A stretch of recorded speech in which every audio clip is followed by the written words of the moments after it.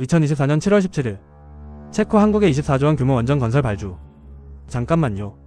그 한국 맞습니까? 13년 전 후쿠시마 사고 이후 단 한 건의 수출도 없었던 그 나라요. 프랑스를 제치고요. 2011년으로 돌아가 보죠. 브뤼셀 유럽연합 에너지 정책회의. 참석자 34명 전원이 동의했습니다. 한국 원전 산업은 끝났다. 저도 그렇게 믿었습니다. 아니, 확신했죠. 당시 상황은 명확했습니다. 후쿠시마 원전 사고로 전 세계가 원전을 포기하기 시작했고, 한국은 건설 중이던 4개 원전 프로젝트를 전부 중단당했습니다. 한국 원전 기업들의 주가는 60% 폭락. 2만 명이 넘는 기술자들이 해고 있게 놓였죠. 한 국제 에너지 전문가는 단언했습니다. 한국 원전의 시대는 끝났다. 이제 재생에너지 시대다. 우리 모두가 박수쳤습니다. 그런데 말입니다. 2024년 7월 제 앞에 놓인 이 보고서는 뭡니까? 체코가 한국을 선택했다고요? 프랑스, 미국, 중국을 제치고요? 24조 원이요? 저는 즉시 체코 산업부에 전화를 걸었습니다. 정말입니까? 한국을요? 왜죠? 돌아온 답변은 더 충격적이었습니다. 우리에겐 한국밖에 선택지가 없었습니다. 없었다고요? 프랑스가 있지 않습니까? 미국도 있고요. 러시아도 있고. 그들은 약속을 못 지킵니다. 한국은 지키죠. 안녕하세요. 저는 마르틴 슈미트입니다. 독일 에너지 전환 자문위원회에서 23년간 일했고, 현재는 유럽 원자력 정책 싱크탱크 소장으로 재직 중입니다. 솔직히 말씀드리겠습니다. 저는 한국 원전을 완전히 무시했습니다. 13년 동안요. 그리고 완전히 틀렸습니다. 전화를 끊는 순간 손이 떨렸습니다. 체코만이 아니라는 확신이 들었거든요. 저는 미친듯이 키보드를 두드렸고, 유럽 에너지 데이터베이스에 접속해서 최근 3년간 원전 발주 현황을 검색했습니다. 화면에 뜬 숫자를 보는 순간 입이 딱 벌어졌습니다. 폴란드가 한국과 원전 6기 건설 협상을 진행 중이라는 기록이 나왔고, 계약 규모는 무려 58조 원에 달했습니다. 58조 원이요. 저는 이 숫자를 3번이나 다시 확인했습니다. 오류일 거라고 믿고 싶었지만 사실이었습니다. 잠깐만요, 이건 우연이 아닙니다. 뭔가 더 큰 일이 벌어지고 있는 겁니다. 더 놀라운 건 영국이었습니다. 영국 정부가 한국 원전 기업과 신규 원전 건설 타당성 조사를 의뢰했고, 영국 에너지부 장관이 직접 서울을 방문했다는 뉴스 기사가 검색됐죠. 영국이요. 세계에서 가장 까다롭기로 유명한 그 영국이 한국에 먼저 손을 내밀었다는 겁니까? 네덜란드에서도 비슷한 움직임이 포착됐습니다. 네덜란드 의회가 원전 재개를 결정하면서 한국 원전 기술 도입을 우선 검토 대상으로 지정했다는 의회 보고서를 발견했고, 그 보고서에는 한국 원전의 안전성과 경제성을 극찬하는 내용이 무려 37페이지에 걸쳐 서술되어 있었습니다. 37페이지요. 제가 지난 10년간 독일 에너지 정책 보고서를 수백 건 검토했지만 한국 원전에 대해 긍정적으로 언급한 문서는 단 한 줄도 본 적이 없었는데 말이죠. 하지만 진짜 충격은 중동에서 날아왔습니다. 사우디아라비아가 2024년 5월 한국과 원전 사기 건설 계약을 체결했다는 공식 발표 자료가 나왔고, 계약 금액을 보는 순간 저는 의자에서 일어날 수가 없었습니다. 112조 원. 이건 독일이 재생에너지에 쏟아부은 10년간 투자액과 맞먹는 규모였습니다. 손에 땀이 났습니다. 유럽 전체가 한국에 무릎 꿇고 있는 겁니까? 저는 급히 파리에 있는 동료에게 전화를 걸었습니다. 그는 프랑스 원자력청에서 30년 넘게 일한 전문가였고, 유럽 원전 산업에 살아있는 역사라 불리는 사람이었죠. 제가 물었습니다. 체코가 한국을 선택한 거 알고 있냐고. 그는 한숨을 쉬며 대답했습니다. 알고 있다고 프랑스 전체가 발칵 뒤집혔다고 말이죠. 프랑스 에너지부 장관이 긴급 기자회견을 열어서 체코의 결정을 비난했고, 프랑스 원전 업계는 정치적 압력이 작용했을 것이라며 강하게 반발하고 있다는 소식을 전해줬습니다. 하지만 동료의 목소리에는 분노보다는 당혹감이 더 많이 묻어났습니다. 그는 조용히 덧붙였습니다. 솔직히 말하면 한국이 이길 수밖에 없었다고. 가격도 가격이지만 납기를 보장한다는 게 결정적이었다고 말이죠. 납기 보장이라는 단어가 제 머릿속에 꽂혔습니다. 저는 즉시 프랑스 원전 건설 현황을 검색했고, 나온 결과에 소름이 돋았습니다. 프랑스가 핀란드에서 건설 중인 원전은 애초 계획 14개월에서 시작해 실제로는 192개월이 걸렸습니다. 192개월이요. 16년입니다. 16년 동안 하나를 짓고 있었다는 겁니까? 예산은 더 경악스러웠습니다. 당초 30억 달러에서 120억 달러로 폭등했고, 무려 400% 초과였습니다. 영국에서 진행 중인 프로젝트 역시 8년 넘게 지체되고 있었고, 예산 초과액만 해도 당초 계획 대비 3배를 넘어선 상태였죠. 미국은 더 심각했습니다. 조지아주에서 건설 중인 신규 원전 2기는 완공까지 14년이 걸렸고, 최종 비용이 초기 예산의 2배를 훌쩍 넘어섰다는 기록이 나왔습니다. 중국도 마찬가지였습니다. 자체 개발한 원전 기술로 건설을 시작했지만 안전성 문제로 공사가 중단과 재개를 반복하고 있었고, 완공 시기는 계속 미뤄지고 있었습니다. 반면 한국은 어땠을까요? 저는 떨리는 손으로 한국의 아랍에미리트에서 건설한 원전 기록을 찾아봤습니다. 2009년 소주, 2020년 상업 운전 개시. 계획보다 정확히 제 시간에 완료됐고, 예산 초과는 단 한 푼도 없었습니다. 저는 화면을 응시한 채 움직일 수가 없었습니다. 이게 가능한 일입니까? 10년간 사막 한가운데서 원전 사기를 짓고 약속한 날짜에 정확히 인도하고, 예산은 단 1원도 초과하지 않았다고요? 프랑스는 16년 걸려도 못 끝내는데요. 이건 오류가 아닐까 싶어서 국제원자력기구 보고서까지 확인했지만 모든 자료가 동일한 내용을 담고 있었습니다. 한국이 중동 사막 한가운데서 10년 만에 4기의 원전을 완벽하게 건설해냈고 그것도 약속한 날짜에 정확히 맞춰서 인도했다는 겁니다. 저는 그제야 체코 산업부 담당자가 했던 말이 이해가 됐습니다. 한국밖에 선택지가 없었다는 그 말이요. 약속을 지킨다는 것, 그게 얼마나 강력한 무기인지 뼈저리게 깨달았습니다. 하지만 아직 의문은 남아있었습니다. 한국이 13년 전 모두가 끝났다고 선언했을 때 대체 무엇을 했길래 이런 결과를 만들어낸 걸까요? 단순히 약속을 지킨다는 것만으로는 설명이 안 됐습니다. 분명 뭔가 더 있을 거라는 확신이 들었죠. 저는 그날 밤 집에 돌아가지 않고 사무실에 남아서 한국 원전에 관한 모든 자료를 읽어 내려갔습니다. 기술 보고서, 안전성 평가, 경제성 분석, 국제 입찰 문서까지 손에 잡히는 대로 펼쳐봤습니다. 새벽 3시가 넘어서야 저는 한 가지 결정적인 단서를 발견했습니다. 한국이 2012년부터 차세대 원전 표준 모델 개발에 집중 투자했다는 내용이었고 그 모델의 이름은 한국형 신형 경수로였습니다. 모든 게 표준화되어 있다는 설명이 붙어있었고 설계부터 건설, 운영까지 완벽하게 패키지화되어 있다는 기술 문서가 첨부되어 있었습니다. 하지만 이게 전부가 아니라는 느낌이 강하게 들었습니다. 저는 다음날 아침 출근하자마자 비행기표를 예약했습니다. 서울행직 항편이었고 출발은 2주 뒤였습니다. 23년간 에너지 정책을 연구하며 수많은 보고서를 썼고 무수한 회의에 참석했지만 직접 현장을 찾아가기로 결심한 건 이번이 처음이었습니다. 동료들은 제가 미쳤다고 했습니다. 한국까지 가서 뭘 보겠냐며 자료만 봐도 충분하지 않냐고 물었죠. 하지만 저는 확신했습니다. 자료만으로는 절대 알 수 없는 뭔가가 한국에 있다는 것을요. 13년 동안 전 세계가 놓쳤던 그 무언가가 분명히 존재한다는 확신이 들었습니다. 출발 전날 밤 저는 짐을 싸며 문득 생각했습니다. 만약 제가 한국에서 발견한 것이 정말로 게임 체인저라면 어떻게 될까? 유럽의 에너지 정책 전체가 다시 써져야 할 수도 있다는 생각이 들었고 그 생각만으로도 잠을 이룰 수가 없었습니다. 한국에 뭔가를 숨기고 있다는 확신, 그 확신이 저를 서울로 이끌었습니다. 인천공항에 도착한 건 2024년 8월 초였습니다. 공항을 빠져나와 서울로 향하는 고속도로를 달리는데 차창 밖으로 보이는 풍경이 낯설었습니다. 거대한 송전탑들이 규칙적으로 배치되어 있었고 도시 전체가 안정적인 전력 공급을 받고 있다는 느낌이 강하게 들었죠. 택시기사에게 물었습니다. 한국은 원전을 몇 기나 운영하고 있냐고요. 그는 대수롭지 않게 대답했습니다. 26기요. 전체 전력의 30% 이상을 원전이 담당하고 있다고 말이죠. 30%. 독일이 원전을 전부 폐쇄하고 재생에너지로 전환하느라 전기료가 2배로 뛴 것과 너무나 대조적이었습니다. 저는 그 순간 깨달았습니다. 한국은 13년 전 세계가 원전을 포기할 때 정반대의 길을 걸었다는 것을요. 다음날 아침 저는 한국원전기업 본사를 방문했습니다. 약속된 시간보다 30분 일찍 도착했는데 로비에 들어서자마자 거대한 세계 지도가 눈에 들어왔습니다. 지도 위에는 수십 개의 핀이 꽂혀 있었고 각 핀마다 프로젝트명과 진행 상황이 표시되어 있었습니다. 아랍에미리트 4기 완공, 사우디아라비아 4기 건설 예정, 체코 2기 계약 체결, 폴란드 6기 협상 중. 핀의 개수가 점점 늘어나고 있다는 걸 한눈에 알 수 있었고 저는 그 지도 앞에서 한참을 서 있었습니다. 13년 전 브뤼셀 회의에서 34명 전원이 한국은 끝났다고 선언했을 때 과연 누가 이런 미래를 상상이나 했을까요? 머리가 하얘졌습니다. 여기에 뭔가 엄청난 비밀이 숨겨져 있다는 확신이 들었습니다. 회의실 문이 열렸고 한국원전기업 국제사업본부장이 저를 맞이했습니다. 그는 악수를 건네며 조용히 말했습니다. 멀리서 오셨는데 실망시키지 않겠다고요. 그 말에 담긴 자신감이 예사롭지 않았습니다. 회의실에 앉자마자 그가 첫 질문을 던졌습니다. 한국형 신형 경수로를 아시냐고요. 저는 고개를 끄덕였습니다. 자료로는 봤지만 자세히는 모른다고 대답했죠. 그는 미소를 지으며 프레젠테이션 화면을 켰고 거기서 제가 본 것은 입이 딱 벌어질 만한 내용이었습니다. 한국형 신형 경수로.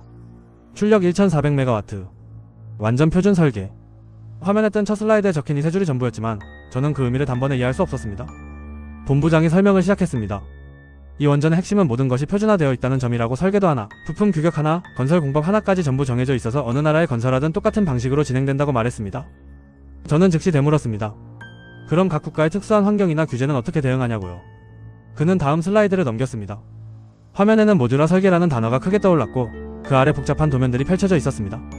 원전 전체를 300개 이상의 모듈로 나눠서 공장에서 미리 제작한 뒤 현장에서 조립만 한다는 설명이 이어졌고 각 모듈은 품질 검사를 완벽하게 통과한 상태로 현장에 투입되기 때문에 건설 현장에서의 오류 가능성이 거의 제로에 가깝다는 얘기가 덧붙여졌습니다. 손에 땀이 났습니다. 이건 단순한 기술 개선이 아니었습니다.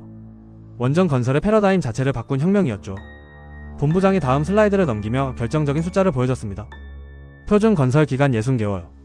저는 그 숫자를 보는 순간 의자에서 거의 미끄러질 뻔했습니다. 60개월이라고요.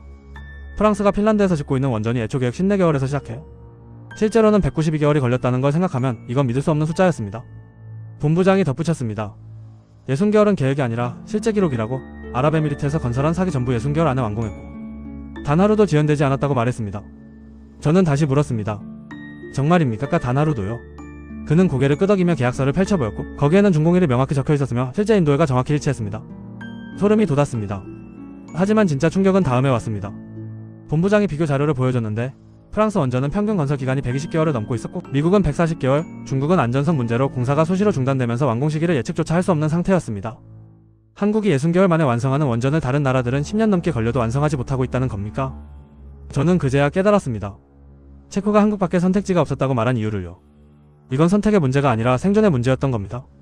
프랑스나 미국에 맡기면 20년을 기다려야 하고 예산은 3배로 불어날 텐데 한국에 맡기면 5년 만에 정확한 예산으로 완성된 원전을 받을 수 있다는 계산이 나왔으니까요. 본부장이 한 가지를 더 알려줬습니다. 한국 원전의 또 다른 강점은 안전성이라고. 후쿠시마 사고 이후 전 세계가 요구하는 최고 수준의 안전 기준을 모두 충족하고 있으며 오히려 그 기준을 넘어서는 추가 안전 장치들을 기본 사양으로 포함하고 있다고 말했습니다. 경납 건물 이중화, 피동형 안전 시스템, 수소 제거 장치, 항공기 충돌 대비 설계까지 모든 것이 표준으로 들어가 있다는 설명이 이어졌죠. 저는 물었습니다.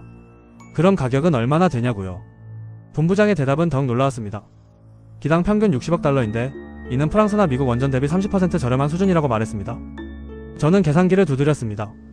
건설 기간은 3분의 1, 가격은 30% 저렴, 안전성은 최고 수준. 이건 경쟁이 아니었습니다. 한국의 일방적인 우위였죠. 본부장이 설명을 마치고 잠시 침묵했습니다. 그리고 조용히 물었습니다. 더 보고 싶으신가요? 저는 고개를 끄덕였습니다. 그럼 내일 연구소에 가시죠. 거기서 진짜를 보여드리겠습니다. 진짜? 이게 전부가 아니라는 겁니까? 저는 그날 밤 호텔에서 잠을 이룰 수 없었습니다. 도대체 뭘 더 숨기고 있는 걸까요? 회의를 마치고 나오는데 다리에 힘이 풀렸습니다. 23년간 에너지 정책을 연구하며 수백 개의 원전 프로젝트를 검토했지만 이런 완벽한 패키지는 본 적이 없었습니다. 한국은 13년 전 세계가 등을 돌렸을 때 조용히 이 무기를 만들어내고 있었던 겁니다. 표준화, 모듈화, 그리고 납기 준수. 이 세 가지가 결합되면서 한국은 세계 원전 시장의 게임 체인저가 되어 있었습니다. 저는 호텔로 돌아와 노트북을 켜고 긴급 보고서를 작성하기 시작했습니다. 제목은 간단했습니다. 우리가 놓친 13년 한국이 만든 미래. 하지만 보고서를 쓰면서도 한 가지 의문이 머릿속을 떠나지 않았습니다. 도대체 한국은 어떻게 이 모든 걸 해낸 걸까요? 13년 전 모두가 불가능하다고 말했을 때 어떻게 가능하다고 믿었던 걸까요? 내일 연구소에서 그 답을 찾을 수 있을까요? 저는 기대와 긴장으로 밤을 지새웠습니다. 다음날 저는 한국 원전 기업의 연구소를 방문했습니다. 서울에서 차로 2시간 거리에 있는 거대한 시설이었고 입구에 들어서자마자 보안 검색을 3번이나 거쳐야 했습니다. 연구소장이 직접 나와서 저를 안내했고 복도를 걸으며 그가 들려준 이야기는 충격적이었습니다. 2011년 후쿠시마 사고 직후 한국 정부와 원전 기업들은 긴급 회의를 열었고 그 자리에서 두 가지 선택지가 놓여 있었다고 합니다. 하나는 세계의 흐름을 따라 원전을 포기하고 재생에너지로 전환하는 것, 다른 하나는 오히려 원전을 더 안전하게 만들어 미래를 준비하는 것. 대부분은 첫 번째를 선택하자고 주장했지만 단 한 사람이 강하게 반대했다고 합니다. 당시 원전 기업 사장이었던 그 사람은 이렇게 말했다고 하죠. 세계가 원전을 포기하는 지금이야말로 우리가 따라잡을 수 있는 유일한 기회라고. 10년만 투자하면 세계 1위가 될 수 있다고 말입니다. 연구소장이 저를 한 실험실로 안내했습니다. 거기에는 원전 경납 건물에 축소 모형이 설치되어 있었고 각종 센서와 모니터링 장비들이 빼곡히 연결되어 있었습니다. 연구원이 설명하기 시작했습니다. 이 시설에서 후쿠시마와 같은 극한 상황을 수백 번 시뮬레이션했고 모든 가능한 시나리오에 대응할 수 있는 안전장치를 개발했다고 말했습니다. 전원이 완전히 차단되어도 72시간 동안 원자로를 안전하게 냉각할 수 있는 피동형 시스템, 수소 폭발을 원천적으로 차단하는 재결합 장치, 항공기가 충돌해도 견딜 수 있는 이중. 경납 건물까지 모든 것이 실제로 테스트되고 검증된 기술이라는 설명이 이어졌습니다. 저는 물었습니다. 이 모든 걸 개발하는데 얼마나 걸렸냐고요. 연구원의 대답은 간단했습니다. 10년이요. 2011년부터 2021년까지 단 하루도 쉬지 않고 연구했다고 말했습니다. 10년. 그 10년 동안 세계는 한국을 완전히 잊고 있었습니다. 아니, 잊은 게 아니라 무시하고 있었죠.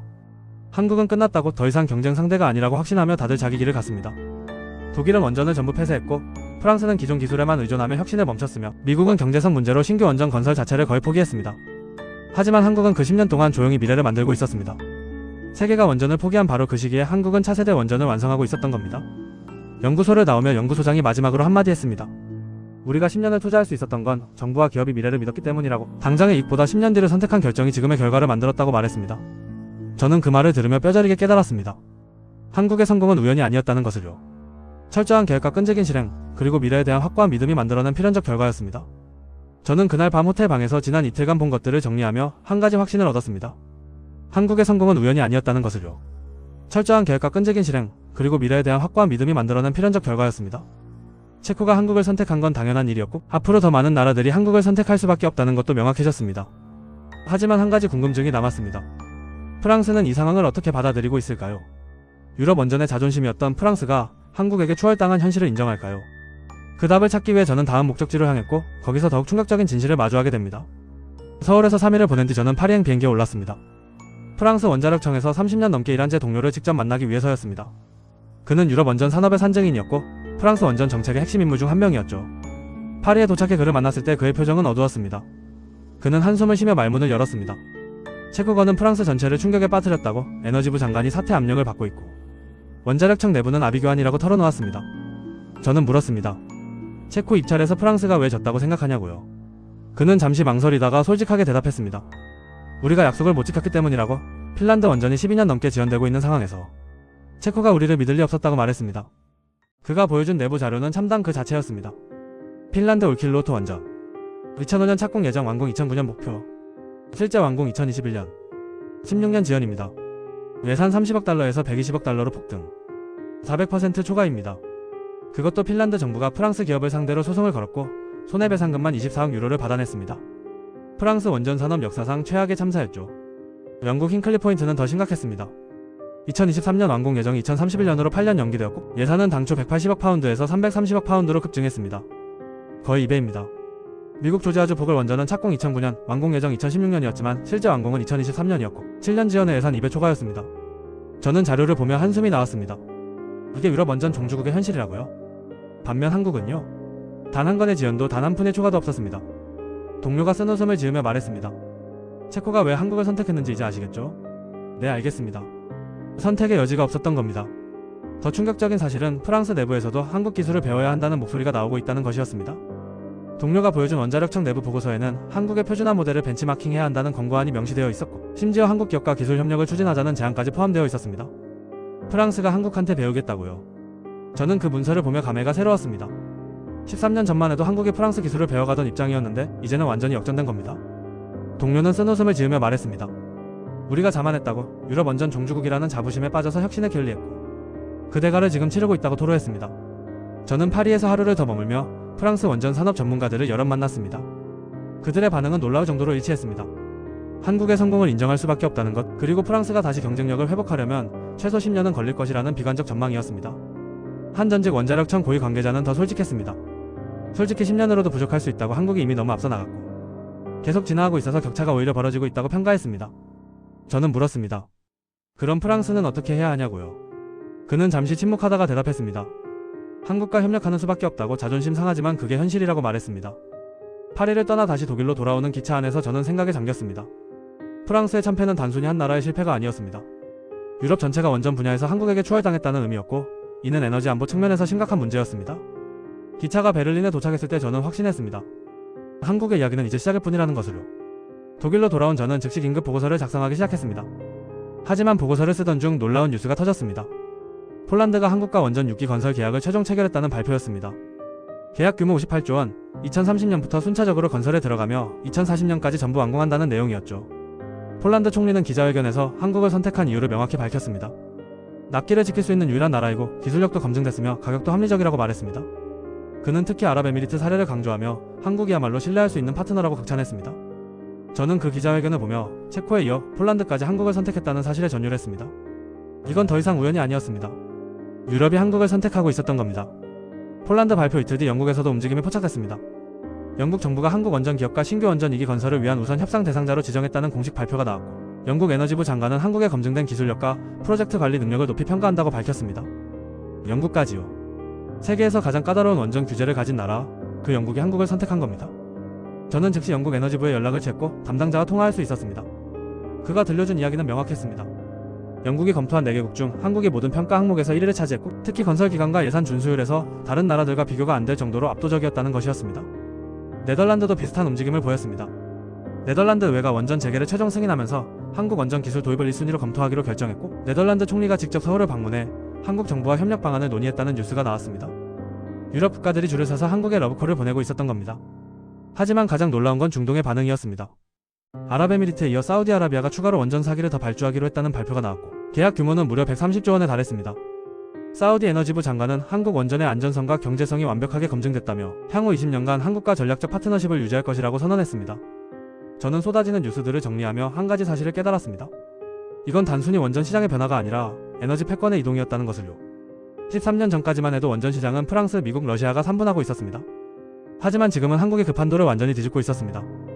프랑스는 납기 지연으로 신뢰를 잃었고 미국은 경제성 문제로 경쟁력을 상실했으며 러시아는 지정학적 리스크로 선택지에서 제외되고 있었습니다.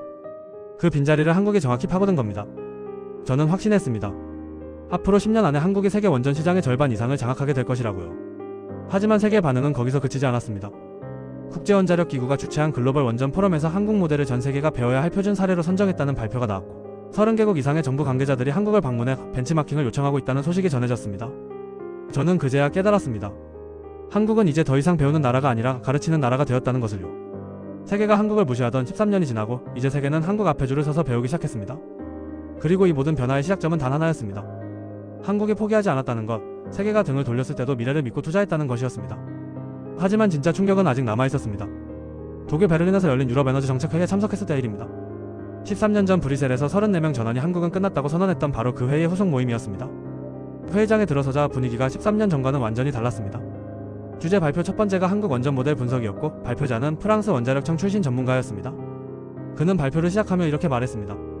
13년 전 우리는 집단적으로 오판했다고 한국을 과소평가한 것이 유럽 에너지 정책 역사상 가장 큰 실수 중 하나였다고 고백했습니다. 회의장이 조용해졌고 참석자들의 표정이 무거워졌습니다. 발표 내용은 충격적이었습니다.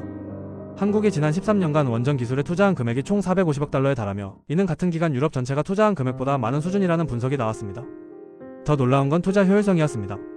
한국은 450억 달러를 투자해 완전히 새로운 표준 모델을 개발하고 해외 수주까지 성공시켰지만 유럽은 비슷한 금액을 투자하고도 단 하나의 신규 모델도 완성하지 못했다는 비교 자료가 제시됐습니다. 발표자는 한국의 성공 요인을 3가지로 정리했습니다. 첫째, 정부와 기업의 장기적 비전 공유. 둘째, 표준화를 통한 효율성 극대화. 셋째, 실행력과 책임감. 그는 특히 세 번째를 강조하며 한국은 약속을 지키는 나라라는 평판이 가장 강력한 경쟁력이 되었다고 평가했습니다.